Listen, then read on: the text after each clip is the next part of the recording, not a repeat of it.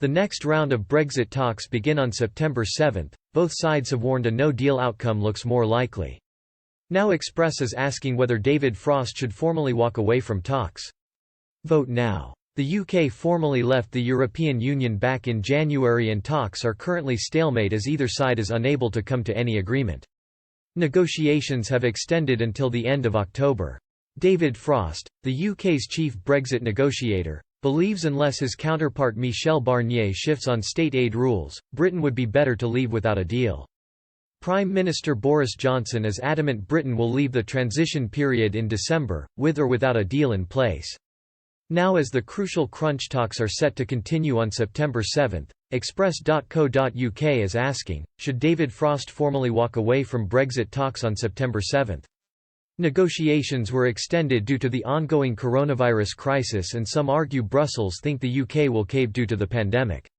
A senior Tory MP told The Times last week, "The European view is that the UK government is so shambolic and incompetent and all over the place about COVID-19 that they all need a deal just to demonstrate some competence and that they cannot afford for it to be a shambles."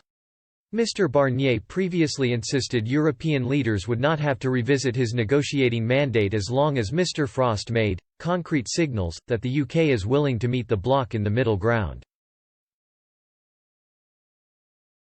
"I'm ready to compromise," he told a European Trade Union Leaders Conference in Brussels back in June.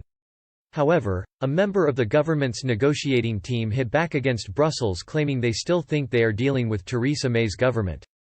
They said, "I personally don't know how they could think we are bluffing.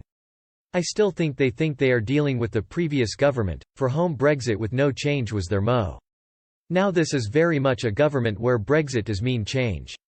Since negotiations started there have been three main blockages including rules for economic and trade relations, the legal governance of the agreement and fishing. Under the controversial Commons Fisheries Policy (CFP), all member states are given access to EU waters via quotas. As the UK has a large coastal area, critics have often argued the system is unfair. There was a breakthrough in discussions over fishing rights back in June after Mr. Barnier suggested the UK would be treated as an independent coastal state. As the Brexit deadline looms nearer, concerns about the flow of goods across the border remains a main issue for manufacturers. Steep levies could be imposed on goods if a free trade agreement is not agreed and businesses are already preparing for a no-deal outcome. Issues around a no-deal Brexit agreement were raised by Simon Fraser, the former permanent secretary of the Department for Business, Innovation and Skills. Writing on Twitter, Mr. Fraser previously said, "If there is a deal the scope will be narrow, aiming for tariff-free and quota-free trade in goods. Little on services, never mind non-trade issues. A hard version of Brexit. UK insists a deal must not limit sovereignty, or leave jurisdiction with the European Court of Justice, ECJ. It has proposed a series of deals built around a free trade agreement that would involve widespread removal of traditional trade barriers, but far short of the promised, frictionless trade.